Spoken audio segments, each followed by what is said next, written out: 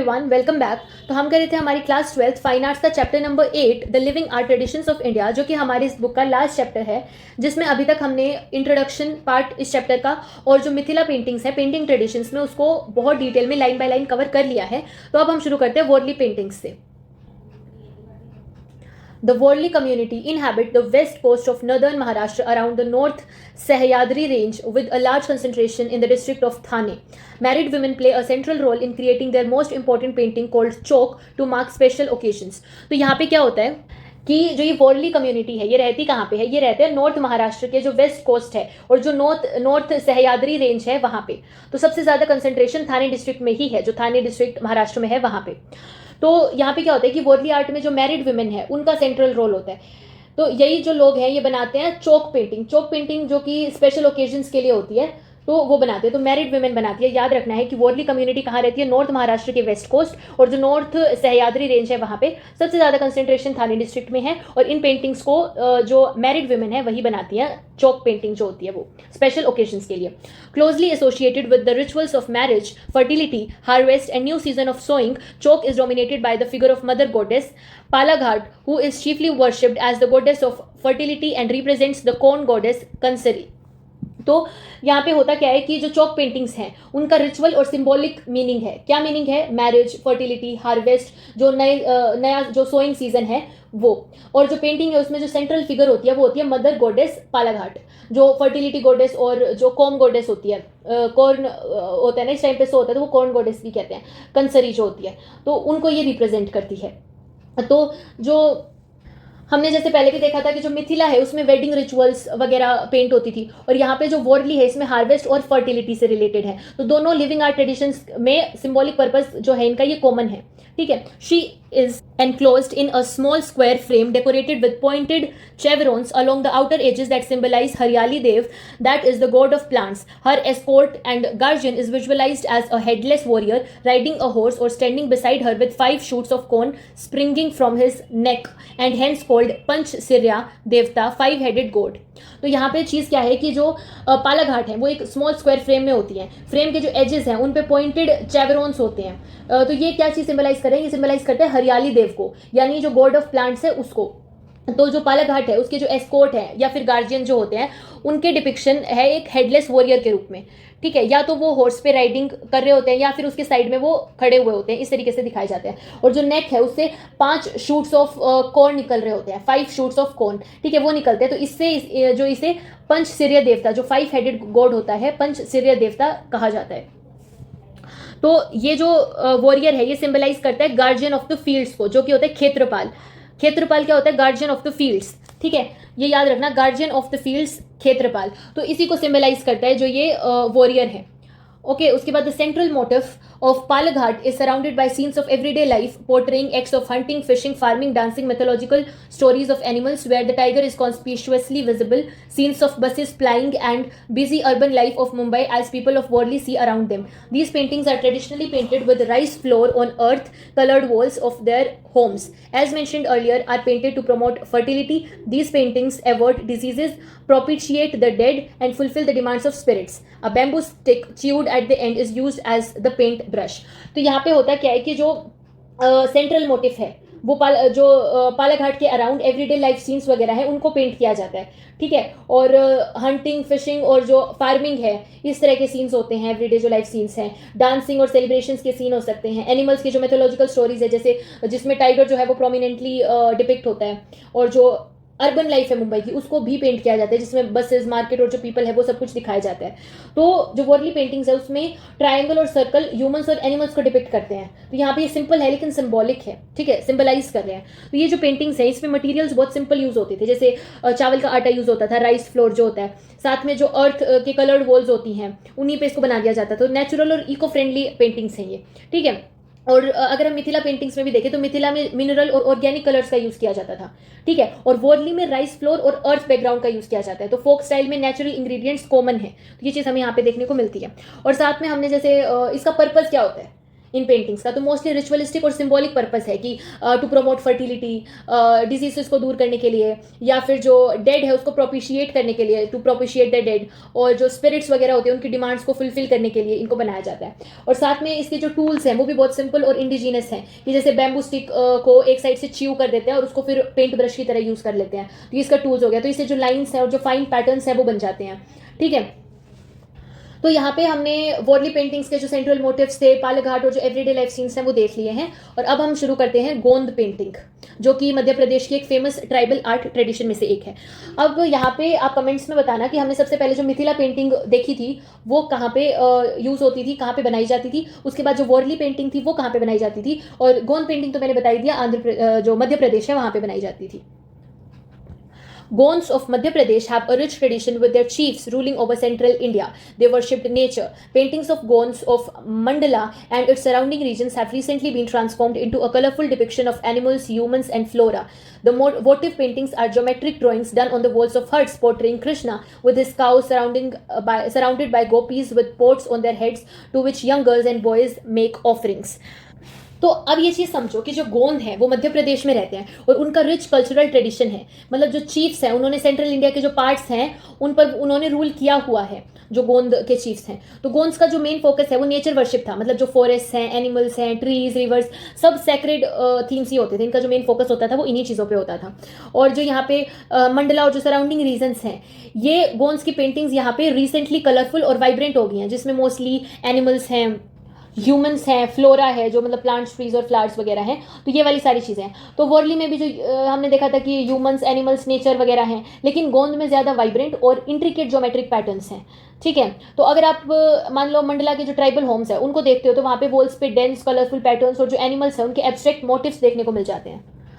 गोंद पेंटिंग्स में वोटिव पेंटिंग्स होती है, यानी वोटिव क्या होता है कि जो रिचुअल पर्पस के लिए बनाई जाती है वो पेंटिंग्स होती है, मोस्टली ज्योमेट्रिक ड्राइंग्स में जो हट्स है उनकी वॉल्स पे बनती हैं। तो यहाँ पे कॉमन सा एक सीन है जो बहुत कॉमनली हमें देखने को मिल जाएगा घरों में, वो है कि कृष्ण जो हैं वो काऊ के साथ, जो गोपी हैं वो उनके सर पे पोट्स मटका रखे हुए हैं, तो इस तरह का सीन हमें देखने को मिल जाता है। तो यहाँ पे जो यंग गर्ल्स और बॉयज़ हैं वो इनको ऑफर करते हैं चीज़ें, तो ये एक सिंबल है डिवोशन और प्रॉस्पेरिटी का, ठीक है। तो ये कुछ पेंटिंग्स हैं, गोंद पेंटिंग्स जो हैं, इनको आप एक बार देख लो कि किस तरीके से ये बनाई जाती थी। मोस्टली देखो ये ब्लू कलर आपको देखने को मिलेगा, तो ब्लू कलर कृष्ण के लिए यूज़ करते थे ये। तो अभी तक हमने जो गोंद पेंटिंग है उसको देख लिया है और कैसे ट्राइबल कम्युनिटीज़ अपने जो नेचर है और जो रिचुअल बेस्ड आर्ट है उसको एक्सप्रेस करते हैं, ये सब कुछ हमने देख लिया है। तो अब हम देखेंगे पिथोरो पेंटिंग। पिथोरो पेंटिंग गुजरात और मध्य प्रदेश के जो राथवा भिल्स हैं वहाँ का फोक आर्ट ट्रेडिशन था। तो अब देखेंगे Pithoro painting. Painted by Rathwa Bhils of the Panchmahal region in Gujarat and Jhabua in the neighboring state of Madhya Pradesh, these paintings are done on the walls of houses to mark special or thanksgiving occasions. तो यहाँ पे जो Pithoro paintings हैं वो रथवा भिल्स बनाते हैं, ठीक है, इंपॉर्टेंट है याद रखना, पिथोरो पेंटिंग्स रथवा भिल्स बनाते हैं। और पंचमहल जो गुजरात में है वहाँ पे, और जो झबुआ जो एमपी में है वहाँ पे। तो ये जो पेंटिंग्स है मोस्टली घरों के जो दीवार होती है वहाँ पे बनाई जाती है, स्पेशली कोई थैंक्स गिविंग या फिर स्पेशल ओकेजन्स के लिए इनको बनाते हैं। तो जैसे मान लो हार्वेस्ट कंप्लीट होने पे या फिर कोई स्पेशल प्रेयर्स के टाइम पे रथवा भिल्स के जो घर है उनकी वॉल्स डेकोरेट करते हैं, ब्राइट और जो लार्ज पेंटिंग्स हैं उनके साथ में इसको डेकोरेट किया जाता है। These are large wall paintings representing rows of numerous and magnificently colored deities depicted as horse riders. The rows of horse rider deities represent the cosmography of the Rathwas. तो जो पिथोरो पेंटिंग्स हैं ये large size में होती है, मतलब पूरी wall cover कर लेती है ये पेंटिंग्स। और ये रोज ऑफ न्यूमरस कलरफुल डाइटीज, मतलब बहुत सारी जो कलरफुल डाइटीज होती है उनकी रोज में बनाई जाती है। Mostly like most of them जो है वो हॉर्स राइडर्स की तरह डिपिक्ट किए जाते हैं, घुड़सवार की तरह वो दिखाए जाते हैं। तो अगर आप मान लो पंचमहल के किसी विलेज में आप विजिट करते हो तो वहाँ पे वॉल्स पे एकदम वाइब्रेंट लॉन्ग रोज देखने को मिलेंगे आपको हॉर्स राइडिंग घोड़्स की, ठीक है। तो बहुत ज़्यादा ड्रामेटिक और सेरेमोनियल सी चीज़ होती है। और जो ये हॉर्स राइडर्स है, मतलब जो रोज हैं, रोज का सिंबॉलिक मीनिंग क्या है, कॉस्मोग्राफी। जो रथवाज हैं, जो रथ घुड़सवार जो हमें देखने को मिलते हैं, उनकी कॉस्मोलॉजी यानी उनका जो वर्ल्ड व्यू है वो उस चीज़ को ये सिंबलाइज कर रहे हैं। और अपर मोस्ट सेक्शन में आपको वर्ल्ड ऑफ गॉड्स देखने को मिलेगा, हेवनली बॉडीज और जो मिथिकल क्रिएचर्स हैं वो चीज़ सिंबलाइज होती है, ठीक है। तो जैसे हमने अभी देखा था कि वॉर्ली में हमने क्या देखा था कि अर्बन और जो एवरीडे सीन्स है वो पेंट किए जाते थे, गोंद में नेचर और जो रिचुअल है उसको पेंट करते थे, लेकिन पिथोरो में जो कॉस्मिक विजन है और सेरेमोनियल जो ग्रैंडियर है उसको ज़्यादा हायरार्किकल सिंबोलिज्म दिया जाता था। And ornate wavy line separates this section from the lower section region where the wedding procession of Pithoro is depicted with minor deities, kings, goddesses of destiny, and archetypal farmer, domestic animals and so on which represent the earth. तो यहाँ पे हमने अभी upper most section की बात की थी. अब यहाँ पे क्या है कि अपर और जो लोअर सेक्शन है उसको एक वेवी ऑर्नेट लाइन सेपरेट करती है कि इस तरीके से एक लाइन होगी, इसके ऊपर अपर पोर्शन, इसके नीचे लोअर पोर्शन. और जो लोअर सेक्शन है उसमें वेडिंग प्रोसेशन दिखाया जाता है पिथोरो का, कि वहाँ पे माइनर डाइटीज होते हैं, किंग्स होते हैं, गोडेस ऑफ डेस्टिनी जो होती हैं, देन आर्किटिपल जो फार्मर है, डोमेस्टिक एनिमल्स हैं, ये सब कुछ होते हैं. तो जो सिंबोलिज्म है वो क्या है कि अपर वाले पोर्शन में तो हेवन है और लोअर वाले सेक्शन में अर्थ है, इस तरह के सिंबलाइज किया जाता है. तो जस्ट इमेजिन करो कि एक वॉल है, उस पर पूरा कॉस्मोस और ह्यूमन या फिर अर्थली लाइफ एक साथ डिपिक्टेड है. सेरेमोनियल और रिचुअलिस्टिक ब्यूटी का कॉम्बिनेशन है. तो ये पिथोरो पेंटिंग्स हैं, इसको आप देख सकते हो. और यहाँ पे जैसे ये ऑर्नेट वेवी लाइन का यूज किया हुआ है ना सेपरेट करने के लिए, इसी तरीके से सेपरेट किया जाता था. तो अब तक हमने वो कवर कर लिया था. क्या कवर कर लिया था? पिथोरो पेंटिंग्स देखी थी जिसमें कॉस्मिक विजन और सेरेमोनियल ग्रैंडवेयर का ये एक परफेक्ट एग्जांपल था. अब हम देखेंगे पट पेंटिंग या फिर जिसको स्क्रॉल पेंटिंग कहते हैं. ये एक और लिविंग आर्ट ट्रेडिशन जो स्टोरी टेलिंग और फैब्रिक आर्ट में फेमस है. ठीक है. Done on fabric, palm leaf or paper, scroll painting is another example of art form practiced in different parts of the country, especially Gujarat and Rajasthan in the west and Odisha in the West Bengal in east. It is also known as Patt, Pachedi, Fard, etc. Bengal pattas comprise the practice of painting on cloth, Patt, and storytelling in regions of West Bengal. It is the most receptive oral tradition, constantly seeking new themes and formulating novel responses to major incidents in the world. तो यहाँ पे ये चीज़ देखो कि जो पट paintings है ये मोस्टली जो फैब्रिक है, कपड़ा है, पाम लीफ है या फिर पेपर पे बनाई जाती है. बेसिकली जो स्क्रोल्स होते हैं उस पर इन पेंटिंग्स को बनाया जाता है, इसलिए इसको स्क्रोल पेंटिंग भी कहते हैं. और कहाँ पे ये बनती है? ये वेस्ट इंडिया में बनती है, कि जो गुजरात और राजस्थान का एरिया है वहाँ पे, और ईस्ट इंडिया में जहाँ पे ओडिशा और वेस्ट बंगाल का एरिया है. तो आप वेस्ट इंडिया और ईस्ट इंडिया याद रखना. वेस्ट इंडिया में गुजरात राजस्थान और ईस्ट इंडिया में ओडिशा और वेस्ट बंगाल. ठीक है. तो ये चीज़ हमें ना राजस्थान या फिर बंगाल के कोई विलेज है वहाँ पे देखने को मिल जाती है कि जो स्क्रोल्स वॉल्स वगैरह होती हैं या जो टेम्पल्स में स्टोरीज डिपिक्ट करते हुए ये पेंटिंग्स हमें मिल जाती हैं. और ये जो पेंटिंग है ये मतलब सेम आर्ट फॉर्म के डिफरेंट नेम्स हैं अलग अलग रीजन्स के हिसाब से. जैसे बंगाल में इसको पट कहते हैं, ओडिशा में पचेदी कहते हैं, राजस्थान में फाड़ कहते हैं. तो इस तरीके से इसके अलग अलग नाम हैं. तो ये 3 पी हैं, PPP, 3 पीज है नाम में, पट, पचेदी और फाड़. ठीक है. उसके बाद जो बंगाल है वहाँ पे पट पेंटिंग मोस्टली क्लॉथ पे होती है और स्टोरी टेलिंग के लिए इसको यूज़ किया जाता है बंगाल में. और ये एक ओरल ट्रेडिशन का पार्ट है कि पेंटिंग प्लस स्टोरी दोनों चीज़ें साथ में हैं, कि पेंटिंग को देख के हमें पूरी स्टोरी का पता चल जाता है. तो जैसे फॉर एग्जाम्पल एक पट स्क्रॉल में रामायण या फिर कोई लोकल फोक स्टोरीज डिपिक्ट की जाती हैं और जो सिंगर्स हैं या फिर जो परफॉर्मर्स हैं वो स्टोरीज को नरेट करते हैं वाइल शोइंग द स्क्रॉल. अब जैसे मैं कहती हूँ कि आप इस पेंटिंग को देखो और मैं बता रही हूँ कि यहाँ पे क्या हुआ था, कि ये कोई इंसान है वो ऐसे करते थे वैसे करते थे, मतलब मैं आपको स्टोरी बता रही हूँ. तो इसी तरीके से होता था कि वहाँ वॉल बड़ी सी पेंटिंग है और उसके बाद कोई नरेटर होगा वो स्टोरी को नरेट करेगा. तो जो बंगाल पट जो है वो एक लिविंग और इवॉल्विंग ट्रेडिशन है जो कॉन्स्टेंटली न्यू थीम्स और इंसिडेंट्स को इंक्लूड करता है. जैसे ओल्ड स्टोरीज है, साथ में जो कंटेम्प्रेरी इवेंट्स है वो चीज़ पेंट करती है, तो वो स्क्रॉल में अपडेट करते रहते हैं. तो हमने ये देखा था कि जो वॉरली, गोंद या फिर पिथोरो है उनमें मोस्टली रिचुअलिस्टिक और जो मिथोलॉजिकल टॉपिक्स होते थे.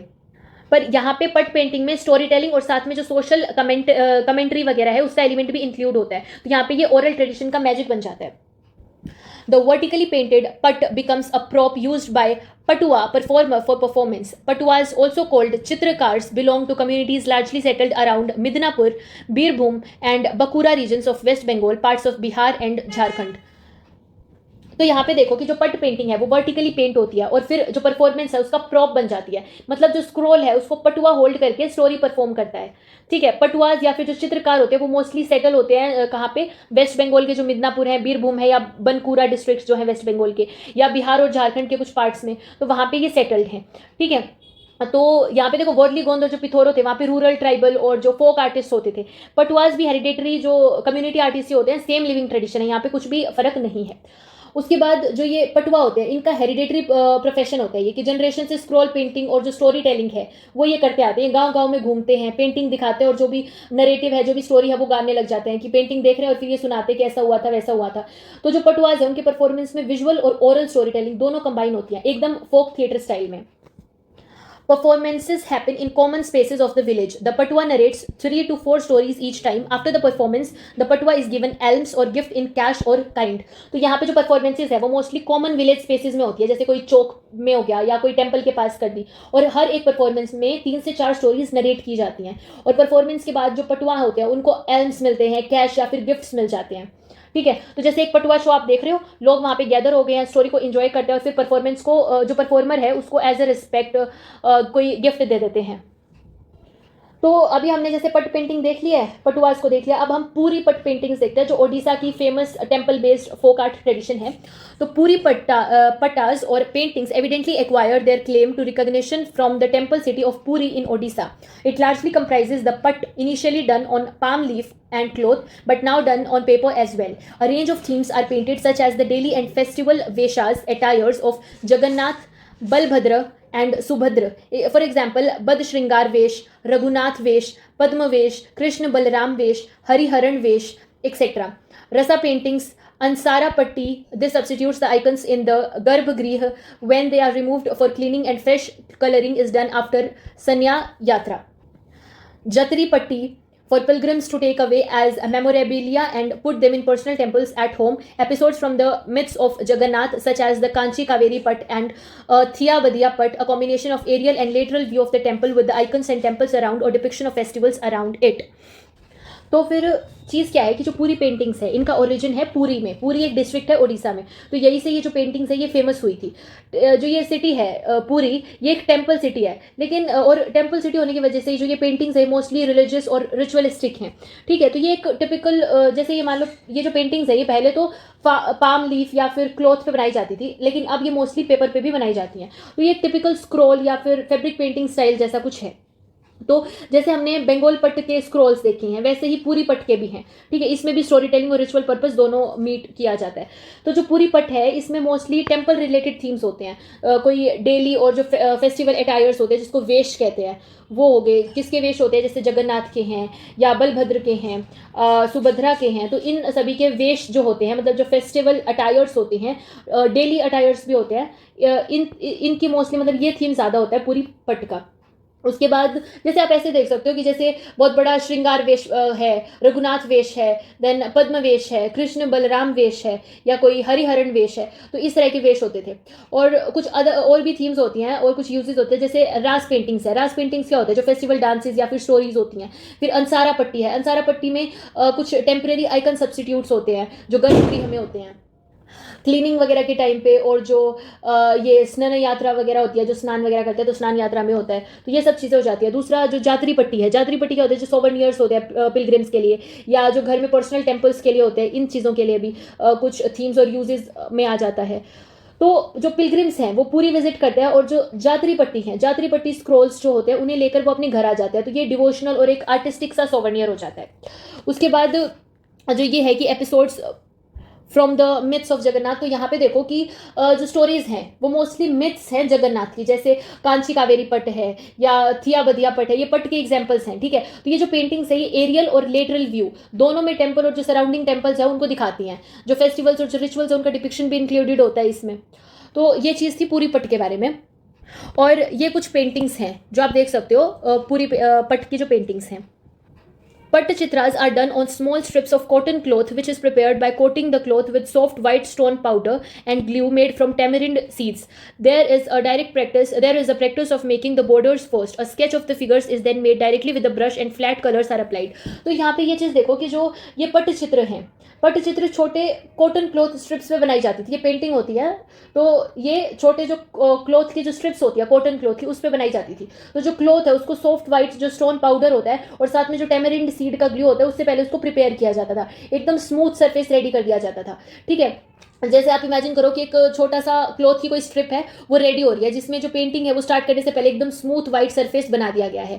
अब इसकी प्रोसेस क्या होती है कि इसमें सबसे पहला होता है कि बॉर्डर्स को सबसे पहले बना दिया जाता है। पहले क्लॉथ प्रिपेयर कर दिया, उसके बाद उस पर बॉर्डर्स बना दिए, फिर उसके बाद जो फिगर्स हैं उनका जो स्केच है वो डायरेक्टली ब्रश से ही बना देते हैं, इनको कोई रफ काम करने की ज़रूरत नहीं है। तो जो फिगर्स बनानी है उसका जो स्केच है वो डायरेक्टली ब्रश से बना दिया। उसके बाद तीसरे स्टेप में ये क्या करते हैं कि जो फ्लैट कलर्स है वो फिल किए जाते हैं, कि मोस्टली वाइट, ब्लैक और येलो, रेड, इस तरह के जो कलर्स होते हैं, जो फ्लैट कलर्स होते हैं उनको फिल कर दिया जाता है उन फिगर्स में। और पेंटिंग जब कंप्लीट हो जाती है तो पेंटिंग कंप्लीट होने के बाद चारकोल फायर जो होती है वो उसके ऊपर होल्ड करते हैं चारकोल फायर को, जो लैक्वर है वो अप्लाई होता है ताकि वो वाटर रेजिस्टेंट बन जाए, शाइनी और वो ड्यूरेबल और ज़्यादा ड्यूरेबल लगे। ठीक है, तो ये सब चीज़ होती है। जो कलर्स है उनका सोर्स क्या होता है, ऑर्गेनिक और लोकल सोर्स होता है कलर्स का। जैसे ब्लैक कलर है वो लैंप फायर से ऑब्टेन कर लेते थे। ठीक है, येलो और रेड जो है वो हरिताली और जो हिंगाल स्टोन है इससे कर लेते थे। मतलब जो लैंप ब्लैक है वो किस ब्लैक कलर है वो लैंप ब्लैक से ले लिया, येलो हरिताली से ले लिया, हरिताली जो स्टोन है, रेड जो है वो हिंगाल स्टोन से ले लिया, व्हाइट कलर जो है वो पाउडर्ड कोंच के जो शेल्स होते हैं उसमें से कलर बना लिया। और जो पाम मैन्यूस्क्रिप्ट्स होती है, मतलब पाम वेराइटी होती है जो खरताद हम कहते हैं, वो मतलब पेंटिंग का मेथड क्या होता था कि स्टील स्टाइलस होता है उससे इंसाइज किया जाता था, खुर्च के गार्ड के लिखा जाता था, फिर इंक फिल की जाती थी और समटाइम्स जो पेंट का टिंट है वो भी फिल कर दिया जाता था। तो और इसमें ऑफन टेक्स्ट वगैरह है वो भी अकम्पनी करता था इमेजेस को, कि पहले इमेज बनाई है ना जो पेंटिंग, उसके साथ में कुछ टेक्स्ट भी लिखा जाता था। ठीक है, तो यहाँ पे इमेजिन करो कि एक डेलिकेट सी पाम लीफ है जिसमें स्टाइलस से कार्विंग की गई है, प्लस साथ में उसमें इंक फिल कर दी गई है, कुछ छोटा मोटा टेक्स्ट भी लिख दिया साइड में। तो ये एकदम ट्रेडिशनल सी लाइब्रेरी मैन्यूस्क्रिप्ट वाइब देती है। There may also be some text accompanying these images. There are questions on whether to consider the palm leaf traditions a part of folk or sophisticated art, as it has a lineage that stylistically connects it to the mural and palm leaf traditions of the eastern and other parts of the country.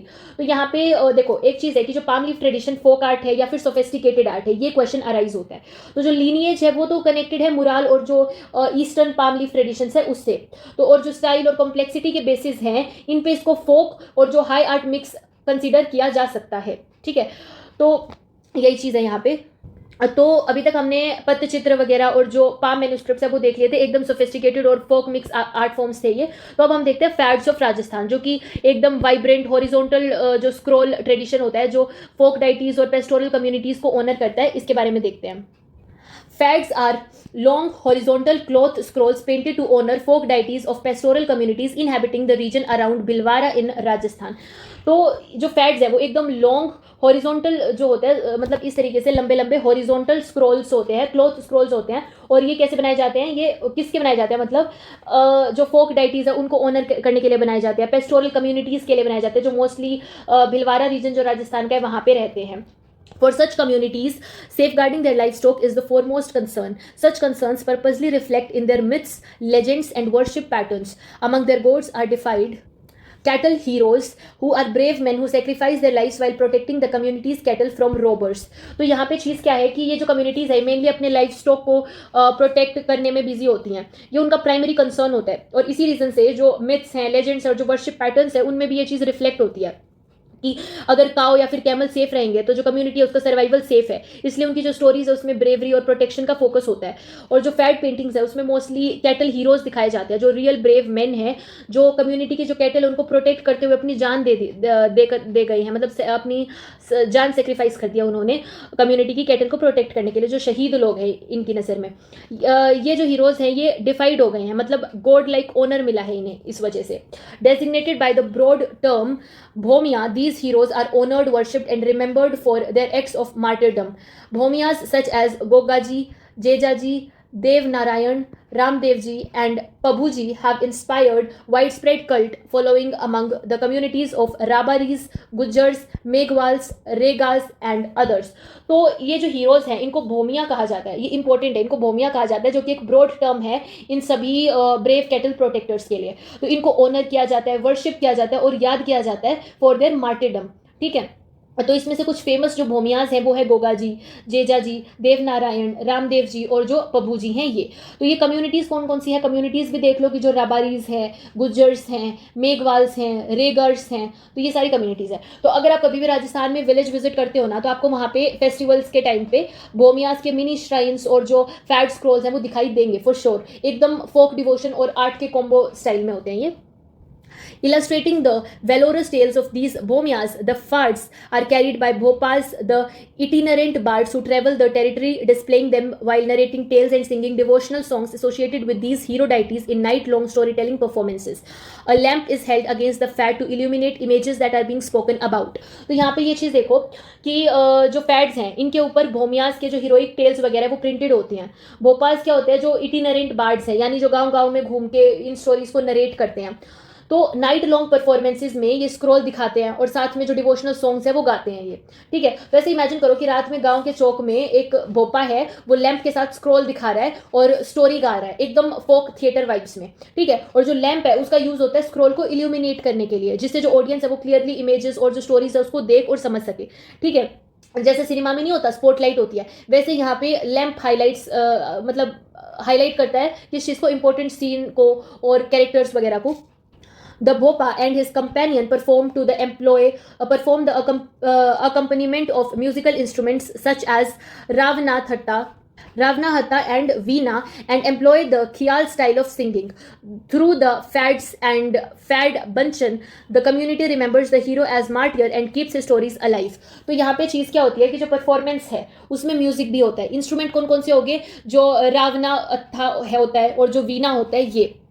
तो रावण हत्था, वीणा और ख्याल, ठीक है, ये music और singing वगैरह जो होती है इससे होती थी. तो ऐसे जैसे एक बोपा है और उसके असिस्टेंट है, उनकी कॉम्बो परफॉर्मेंस होती है, विजुअल स्टोरी टेलिंग है, म्यूजिकल अकम्पलीमेंट है. तो यहाँ पे मतलब टोटल फोक थिएटर स्टाइल का सब कुछ यहाँ पे होता है. और जैसे ये होता है ना कि जो हीरो है उसको मार्टियर के रूप में याद रखा जाता है, और जो स्टोरी है और जो वैल्यूज है उनको अलाइव रखती है. जनरेशन से जनरेशन तक की जो स्टोरीज है, वैल्यूज है, किनको अलाइव रखती है, जो हीरोज थे, जो मार्टियर थे. ठीक है, जिन्होंने अपनी जान कम्युनिटी के कैटल्स को बचाने के लिए न्यौछावर कर दी थी, जिनको हम भोमिया कहते हैं. ठीक है, उसके बाद है कि fads however are not painted by the Bhopals. They have traditionally been painted by a caste called Joshis, who have been painters in the courts of the kings of Rajasthan. These painters specialized in court patronized miniature paintings. Hence the association of skilled practitioners, bard musicians and court artists place fads higher than other similar cultural traditions. तो यहाँ पे क्या चीज़ है कि important point यही है कि जो भोपा है ये स्क्रॉल को पेंट नहीं करते हैं. जोशी कास्ट जो होती है वो ये काम ट्रेडिशनली करती आई है कि जो जोशी हैं वो कोर्ट पेंटर्स हुआ करते थे, मिनिएचर पेंटिंग में ये एक्सपर्ट होते थे. ठीक है, मतलब एक फैड का जो क्रिएशन है प्लस जो परफॉर्मेंस है वो एक कॉम्बिनेशन है जोशी की जो स्किल होती है और जो भोपा की स्टोरी टेलिंग होती है, इन दोनों से, जोशी और भोपा से. ठीक है, जो जोशी हैं वो कोर्ट मिनिएचर पेंटिंग के स्पेशलिस्ट थे. स्किल्ड पेंटर्स प्लस जो भोपाल्स है, बार्ड म्यूजिशियंस जो हैं, ये दोनों मिलके जो फार्ड्स हैं उनके स्टेटस को हायर कर देते हैं दूसरे जो फोक आर्ट ट्रेडिशंस हैं उनसे. ठीक है, तो यहाँ पे हमने पेंटिंग ट्रेडिशंस पूरा कर लिया. इस वीडियो में इतना ही. नेक्स्ट वीडियो से हम अपना जो स्कल्पचरल ट्रेडिशंस है वो स्टार्ट करेंगे.